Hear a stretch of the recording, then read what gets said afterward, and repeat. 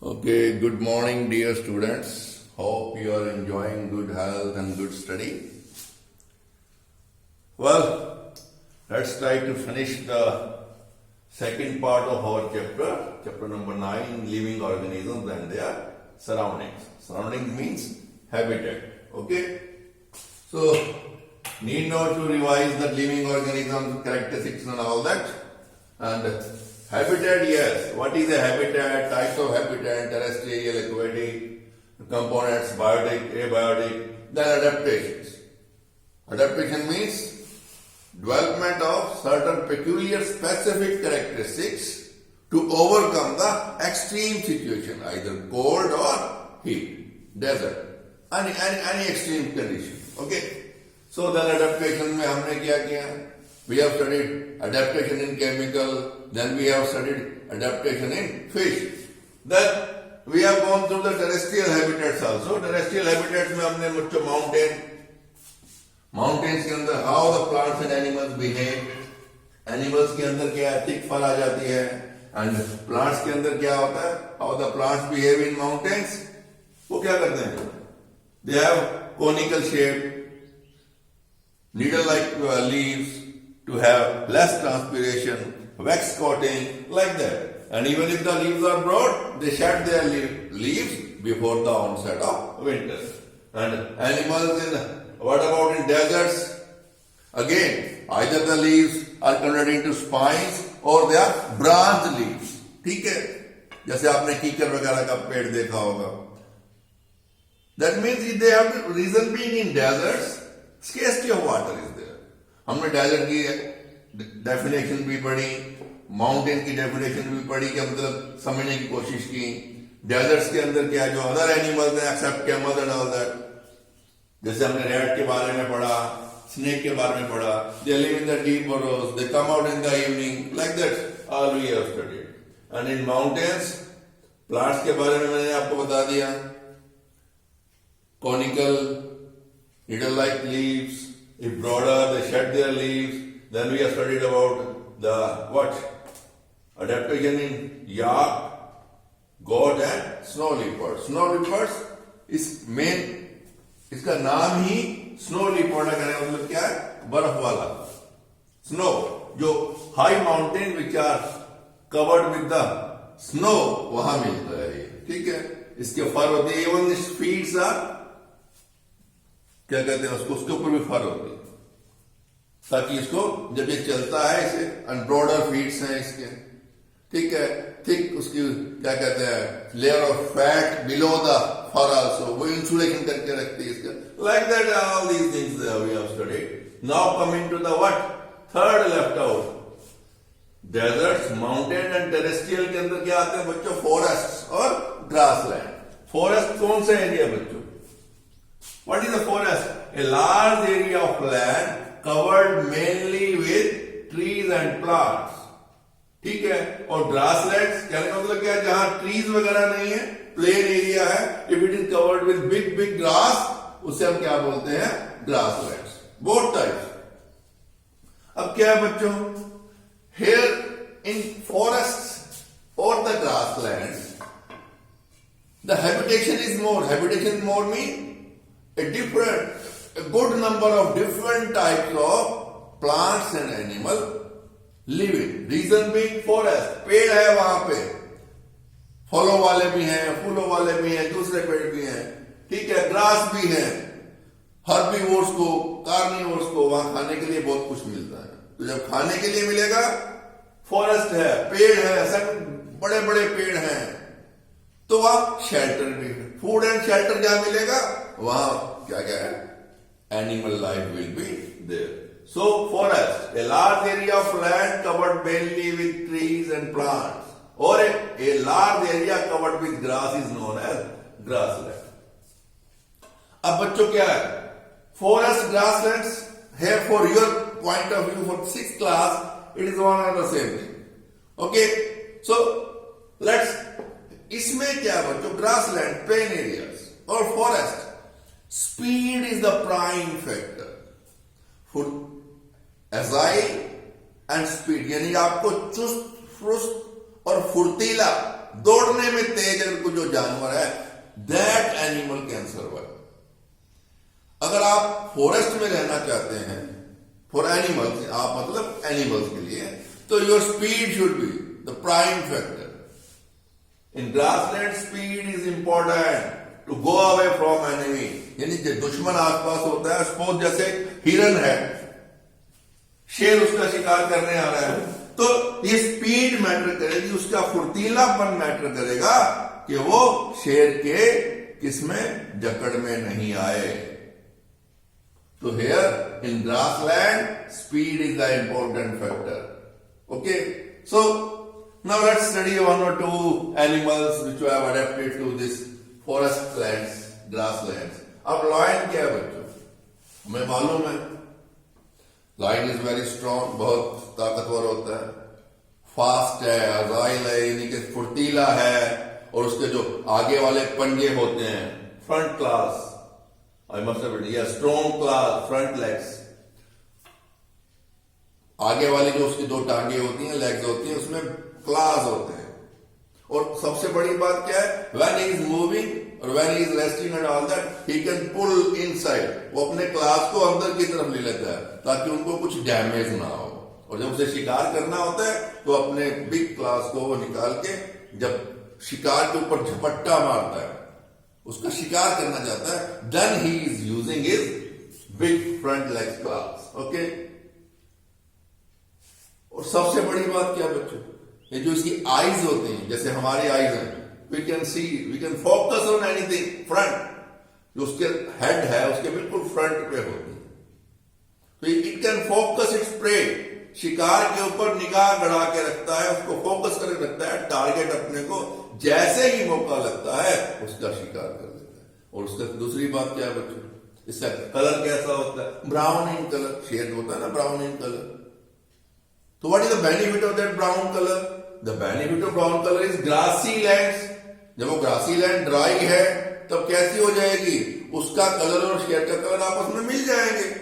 तो ये क्या है, झाड़ियों में छिप जाता है, he hides himself in the bushes, wait for the prey, and when the proper time comes, when the prey is in its reach, he can jump and catch him, तो उसको ऊपर क्या करता है, वो अपना शिकार कर लेता है।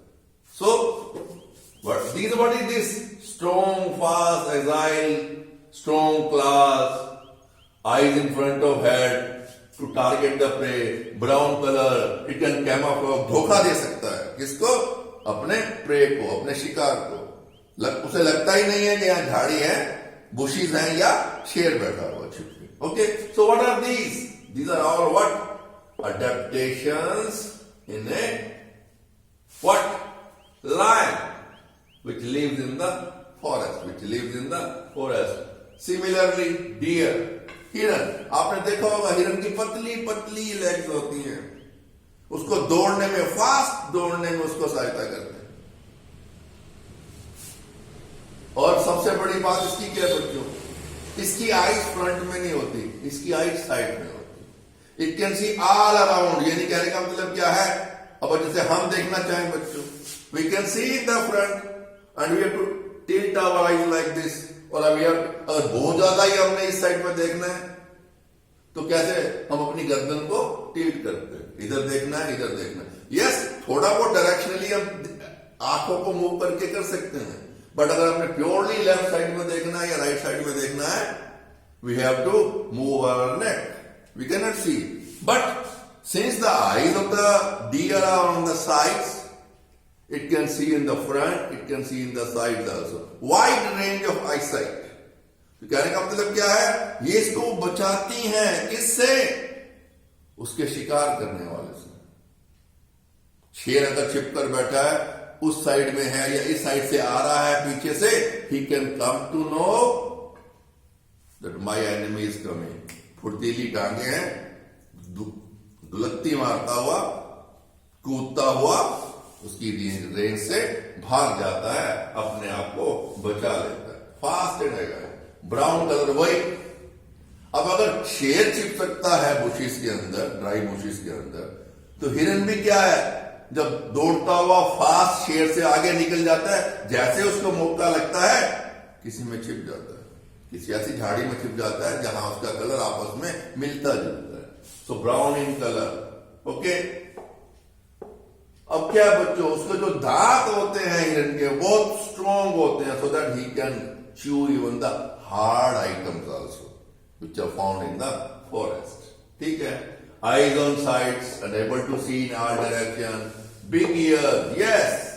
एक और उसमें है क्या, अब उसमें लीपर्ड में हमने क्या देखा था, स्नो लीपर्ड में छोटे छोटे कान, सर्दी कानों से ज्यादा लगती है ताकि उसे सर्दी कम लगे, महसूस कम हो।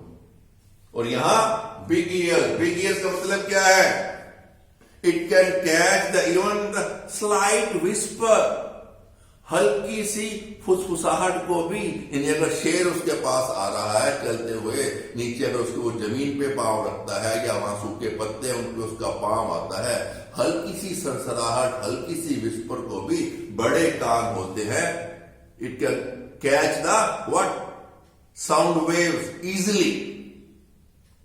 8th में पढ़ेंगे what are sound, what is sound, what are sound waves and all that, then I will let you know in detail. But here क्या मतलब, बड़े कान है, एरिया ज्यादा है वेव्स को कैच करने का।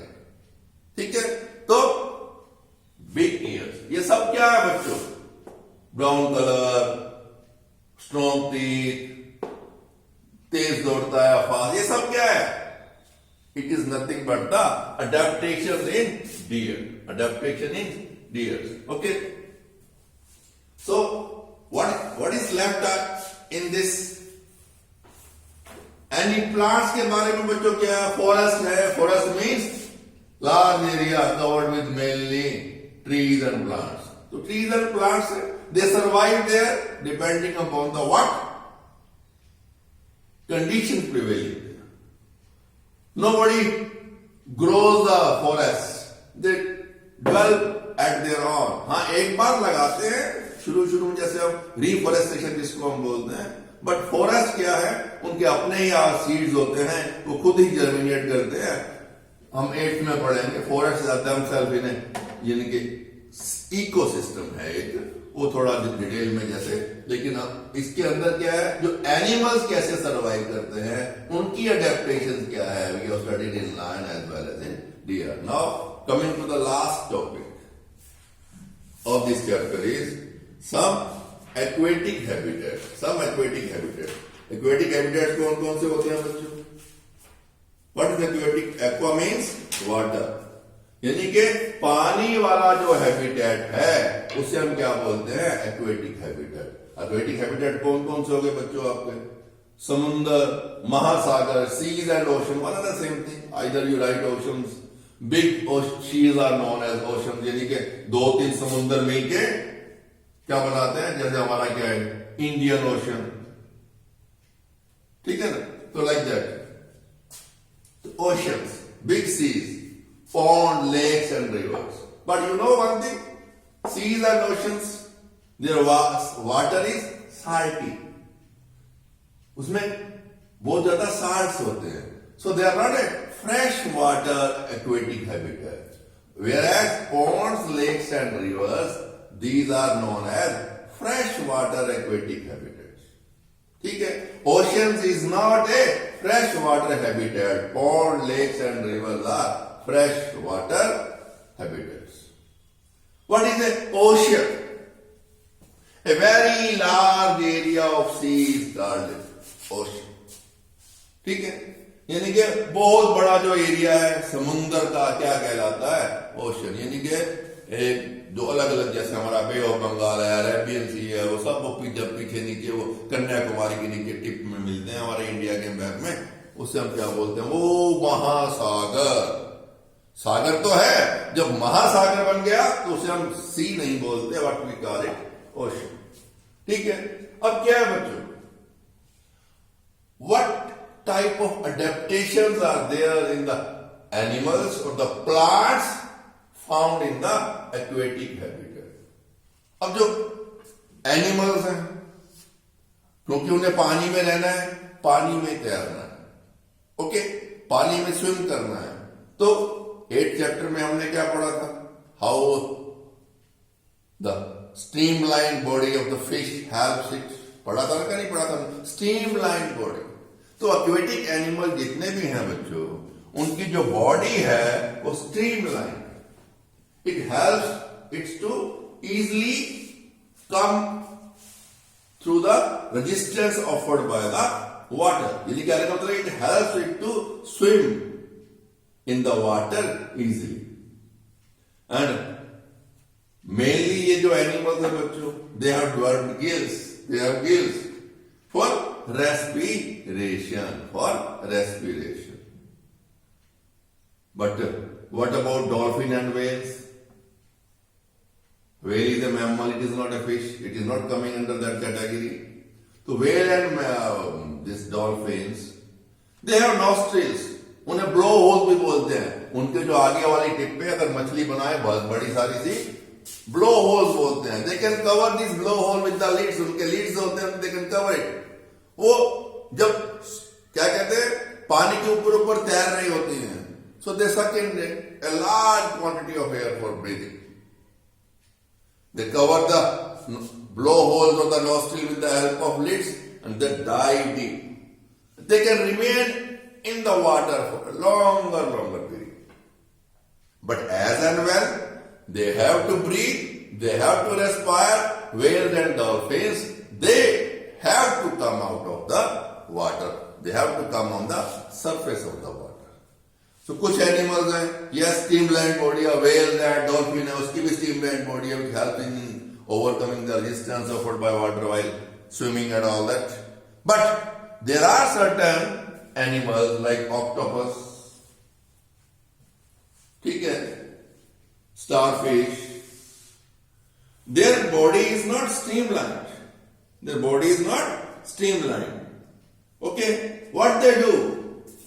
When they want to swim in the water, they have the peculiar characteristics to make their body streamlined. कहने का मतलब वैसे अगर हम उनको देखते हैं, octopus and few other animals, उनकी जो बॉडी है स्ट्रीमलाइन नहीं है, लेकिन जब वो स्विम करते हैं तो क्या अपनी बॉडी को they try to make it more of a streamlined shape. They try to give more a streamlined shape.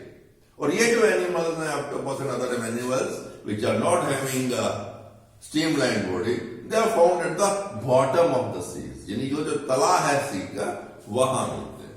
Okay. So for respiration, majority of the aquatic animals are having gills. Dolphin and whale I have told you. ठीक है. Streamlined body. Most of the animals have gills. Fish, squids. Squids and octopus. ये कौन से हैं? इनकी streamlined body नहीं है. ये क्या करते हैं? जमीन पे रहते हैं तकरीबन mostly, but as and when they have to swim, they make their body streamlined. ठीक है. Dolphin and whales मैंने बोल दिया, nostrils, blowholes come out, can cover the nostril with the lids. I have already written these things for your purpose. Okay. Now coming to ponds, lakes and rivers. Ponds, lakes and rivers. इसमें भी क्या है? Aquatic animals मिलते हैं, मछली वछली इसमें भी होती हैं, फ्रॉग्स होते हैं पॉन्ड वगैरह में. They also live in there. Okay, but in fresh water we find a good number of plants also. And aquatic habitat, plants are of three types. Floating means वो तैरते रहते हैं पानी के ऊपर, यानी उनकी जो रूट्स होती है वो एम्बेडेड नहीं होती है नीचे पॉन्ड के अंदर या रिवर के अंदर. वो जस्ट स्मॉल रूट्स हैं उनकी, वो क्या करती हैं उसको जस्ट बैलेंस बना के रखती हैं. और there are few plants which are partly submerged. मतलब क्या है, नीचे जमीन में उसकी रूट तो है, उसका जो स्टेम है that is submerged in water, but it flowers, fruit and leaves, they float on the water. They float on the water. कहने का मतलब क्या है, एक तो टोटल फ्लोटिंग है, उसकी सिर्फ रूट्स नीचे होंगी पानी में, बाकी वो सारा का सारा leave, flower and all they float on in the water. Partly submerged, that means उसका stem, a part of the stem is submerged in water, its roots are embedded in soil and all that, but its leaves, flowers and all that, they are above the level of water, above the level of the water. And third category of what is hydrilla, penicillariae and all that. What? Not penicillariae, vallisneria, I think is the name. Okay? They remain inside the water. उन्हें क्या बोलते हैं? Submerged. Completely, fully submerged. पानी के अंदर होते हैं. अब क्या है बच्चों? इनके अंदर वो क्या होंगे? Characteristics, adaptations. Adaptations क्या है बच्चों? इनके जो stems हैं, they are hollow, filled with air, so that they can easily float. और जो fully submerged plants हैं, उनके जो पत्ते होते हैं, they are branched, so that जब water currents आते हैं बच्चों, water can easily flow in between. It can easily flow. So अगर तो बच्चों पत्ते बड़े बड़े होंगे, big size के होंगे, when water currents are there, it is going to affect the balance. यानी कि वो उसको जो पौधा है, उसको dismantle कर सकते हैं, uproot कर सकते हैं उसको.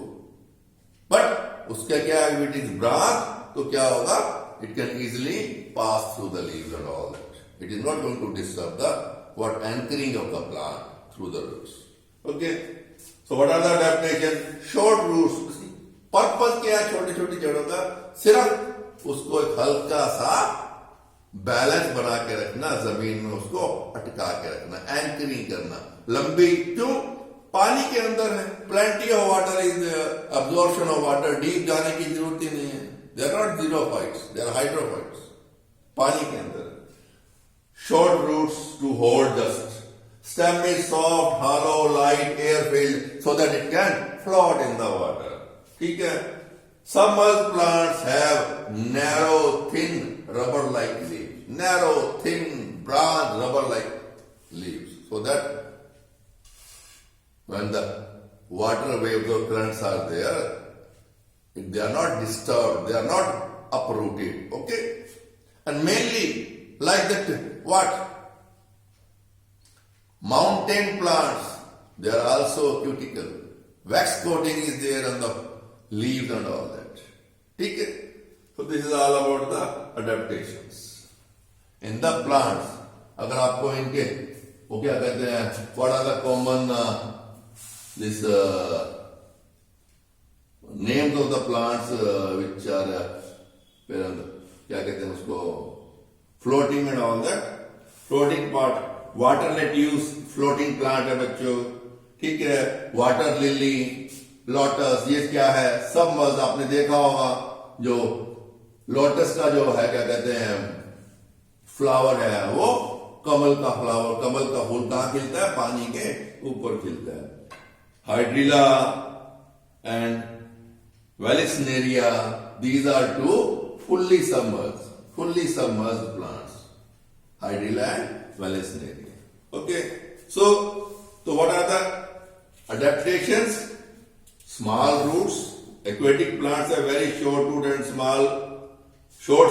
and small roots whose main function is to hold the plant. The stem of the aquatic plants are soft, hollow and light, having large spaces. लिखा होगा मैंने कहीं. Yes. Yes. Stem is soft, hollow, light, air-filled and all that. And thirdly, the submerged aquatic plants have narrow and thin ribbon-like leaves which can bend in the floating water of rivers and streams. Hence, do not obstruct the flow of water. वही मैंने आपको बताया. Branch हैं, silkie हैं, ribbon-like हैं. तो वो क्या होता है जब current or waves of water are there, they do not offer any resistance. They do not offer water can easily overflow them. Okay. Now, bachcho, there are certain animals which are adapted to live in water and land. सबसे common example क्या है बच्चों? Frog. It can live in water. It can live on land also. ठीक है? So, what is that? A dual living conditions. Land as well as water. Mainly क्या बच्चों? This frog lives on land. Mainly it lives on land. But at the time of breeding मतलब क्या है? At the time of reproduction, when it has to lay its egg, then it goes to the water. And when it is in the water, what particular adaptation it is having? क्या कभी बच्चों आपने note किया, frog को देखा है ध्यान से? इसकी जो बैक वाले लेग्स होती हैं, दे आर वेब, उसके अंदर एक मांस की झिल्ली सी होती है. कहने का मतलब क्या है? I can rub it, this वाला. So where is the duster भाई? यस.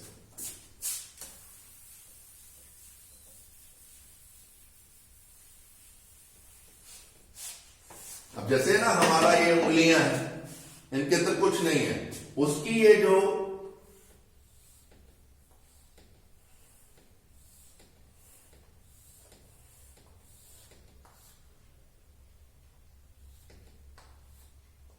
ये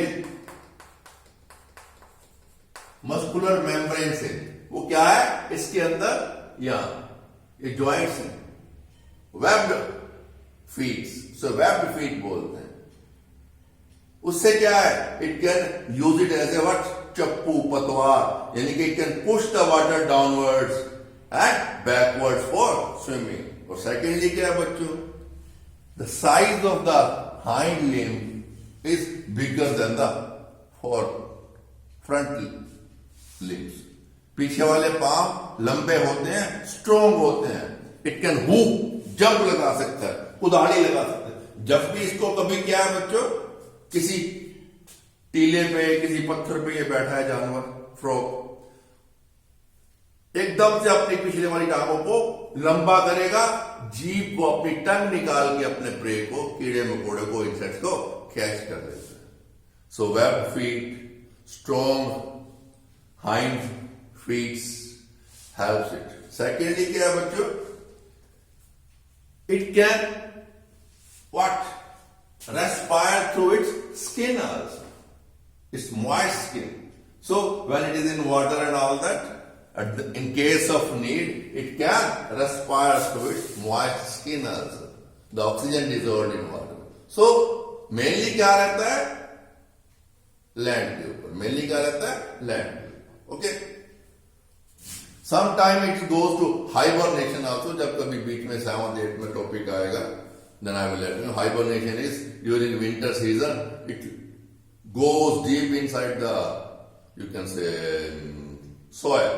रेत के अंदर घुस जाएगा, वहां महीने, 2 महीने, 3 महीने अनफेवरेबल कंडीशन है. There also it respire through its moist skin. और वो जो पीरियड है उसे हम क्या बोलते हैं? हाइबरनेशन. तब उसकी जो खाने की रिक्वायरमेंट है, दूसरी रिक्वायरमेंट से बहुत कम हो जाती हैं, और जब फेवरेबल कंडीशन आती हैं तो ये उस मिट्टी से, सॉइल से बाहर आके अपनी नॉर्मल लाइफ जीता. So these are the adaptations of an animal which live on water as well as on land. Yes, last 2 minute 3 minute का एक टॉपिक रह गया आपके इस चैप्टर का, एक्लिमेटाइजेशन. अब क्या है बच्चों? We know we cannot adjust ourselves to the extreme hot or the extreme cold conditions. And adaptations, yes, adaptations to come or adapt, that means to have permanent characteristics of or features to adapt to a particular atmosphere or a environment or a climate or a habitat, कुछ भी कह लीजिए आप, it requires thousands and thousands of years. लाखों साल लगते हैं. अब जैसे कैमल है आपका, क्या आप समझते हो कि इसकी गर्दन इतनी लंबी शुरू से ही है? नो. इसकी जो लेग्स हैं, नो. अब क्या है? डेजर्ट्स में less area where there is either no vegetation और लेस वेजिटेशन. खाने के लिए नहीं है कुछ. जो ऊंचे ऊंचे पेड़ होते थे, उनकी पत्तियों को खाने के लिए अपनी गर्दन को, आपका जिराफ, कैमल, ये अपनी गर्दन को सालों दर साल, यानी हजारों साल वो जोर लगाते गए, धीरे धीरे उनकी जो गर्दन थी लंबी लंबी खिंचती गई, and it became a permanent feature of the camel. So likewise, adaptation is what? Adaptation is that characteristics which comes in or it dwells in an animal over a long period of time. But what happens is, sometimes, if suppose you are in a plain area, hot area you are living, and you all of a sudden you have to go to a mountain area. कोई शादी है, any damn thing or any purpose. That means if you are supposed to visit to a mountain area means hill area. अब क्या हो गया बच्चों? Habitat has changed from a desert to mountain, hilly area. So what is there? First of all, what you will do? You will pick what? You will pick winter clothes with you. Winter clothes. Okay. Secondly, क्या है बच्चों? Winter clothes आपको ठंड से बचाएंगे. But the main thing is, as we go up, the air becomes thin. Thin means air becomes thin का मतलब क्या हो गया? पतली नहीं हो जाती. कोई उसके मोटापे में पतलापन नहीं आता है. When we say air becomes thin, that means the amount of oxygen, the level of or percentage of oxygen comes down. As we go up, the quantum of oxygen present in the air goes below 21%. That is known as thin air. That is known as thin air. So if the level of oxygen is low, what will happen? We will have difficulty in breathing. हमें सांस लेने में problem आएगी, दिक्कत आएगी. क्या होता है बच्चों? धीरे धीरे after 1 week, 10 days, 15 days, what happens? Yes, at the moment we reach on a mountain, we find difficulty in breathing. But over a period of 1 week, 2 weeks, slowly we adjust to that and we don't find any much problem in breathing there. So what is that? That is known as acclimatization. कहने का मतलब क्या है? Suppose if your climate or your habitat is suddenly changed, you overcome, you develop a temporary feature in you to overcome that condition. That is known as acclimatization. That is known as acclimatization. So कहने का मतलब क्या हुआ? या दूसरे शब्दों में से आप ऐसे भी कह सकते हैं, the process of becoming accustomed to a different environment such as high altitude of mountains over short periods is called acclimatization. यानी आप हाई एल्टीट्यूड पे गए, शॉर्ट पीरियड में आपने अपने आप को वहां एडजस्ट कर लिया. You have developed that habit. अब आपको सांस की प्रॉब्लम नहीं है. उसको हम क्या बोलते हैं? एक्लिमेटाइजेशन. कभी बच्चों अगर आप समर कैंप लगाते हो या if you go for trekking and all that, तो क्या होता है बच्चों? आपको वो 2 दिन पहले बुलाते हैं. ट्रैकिंग कहाँ होती है? माउंटेन एरिया में होती है. वो क्या करते हैं? वो 2-3 दिन आपको सुबह उठ के एक्सरसाइज करवाएंगे, दौड़ लगवाएंगे, so that you are accustomed to that climate. वो 2 दिन आपको एक्लिमेटाइज करते हैं according to that habitat, according to that climate, weather, temperature, everything. एक छोटी सी मैं आपको बच्चों जोक कह लीजिए, कहानी भी सुनाता हूं. Then you will I think better understand what is acclimatisation. अब क्या है बच्चों? एक मॉडर्न लड़की थी, उसकी शादी हुई.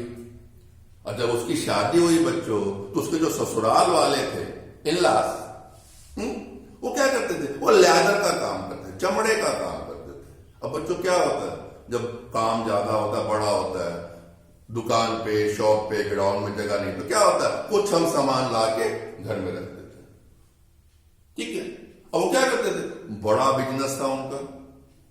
लड़की भी बड़े घर से थी, मॉडर्न थी, छोटी छोटी बातों का वो नुक्स निकालती है ना मॉडर्न लड़की. अब वो जब शादी होकर उस घर में आए, तो उस घर में बड़ा घर था, फार्म हाउस टाइप था, जगह जगह क्या है? वो चमड़ा, लेदर पड़ा हुआ था. अब आपको मालूम है बच्चों, leather is having a peculiar smell. एक उसकी अपनी एक बदबू कह लीजिए, स्मेल तो उसे हम स्मेल ही कहते हैं, फ्रेग्रेंस है. चाहे वो बैड है तो हम उसे स्मेल बोल देते हैं, if it is a good उसे हम फ्रेग्रेंस बोल देते हैं। Smell is smell, bad smell और गुड स्मेल और फ्रेग्रेंस स्मेल। ओके, अब क्या हुआ, जब लड़की शादी होकर आई बच्चों तो क्या करती थी बच्चों? फर्स्ट डे जब डाइनिंग टेबल पे आई हो, अपना हैंकी लेके नाक पे, अपनी वो पल्लू लेके चुन्नी का साड़ी का, वो खाने में भी दिक्कत आ रही है, कुछ आ रही है, यानी वो कहीं बैठ रही है, उठ रही है, all the time he is having what. अब धीरे धीरे क्या हुआ बच्चों?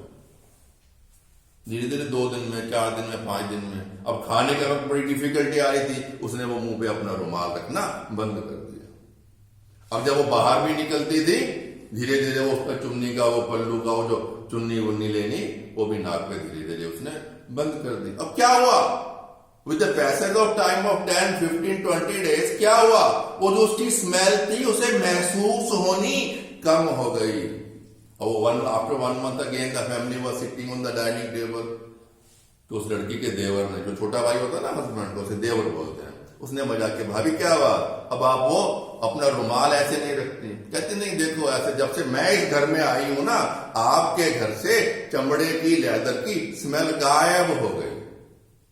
गायब नहीं हुई, शी हैज एक्नेटाइज, अकस्टम्ड हो गई उस स्मेल के साथ, उसको जीना आ गया। समझ आ गई?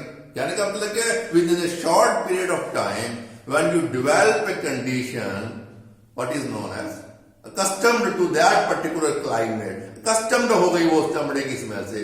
इसी तरह when you go to a high altitude, when within a short period of time, when you accustom yourself to that climate, it is known as acclimatization. And with this, we come to the end of topic. Okay, so please go through this lesson twice, thrice. I'll be giving questions also and try to attempt. Send it for checking to Jyoti ma'am. Okay, so बच्चों क्या लगता नहीं आपको कुछ heavy हो रहा है, ज्यादा हो रहा है? हाँ? चलो हम ऐसा करेंगे, we will have one more topic, this measure distance, measurement, time, जो आपका क्या नाम है उसका, I don't remember properly. Yes, it is कहाँ है भैया आपकी बुक, कहाँ है? Yes, motion and measurement of distances. Motion. What is motion and measurement of distances? कैसे measure करते हैं? How to correctly measure a distance and all that. ये सारी बातें हैं। 3-4 लेसन का बच्चों ये टॉपिक है। Let's finish that. And I think we'll be covering more than 50%. Then we will start our revision through Zoom class or like that, or through otherwise. Okay, through worksheets, through questionnaire and all that. Okay, we will have some particular module. We will try to revise, because when I am teaching regularly, we are having 9 or 10 chapters in the first semester. So after that, we will have some pass and we will revise whatsoever we have studied. Okay, so okay, enjoy your study, enjoy yourself. Stay good, stay healthy. Bye.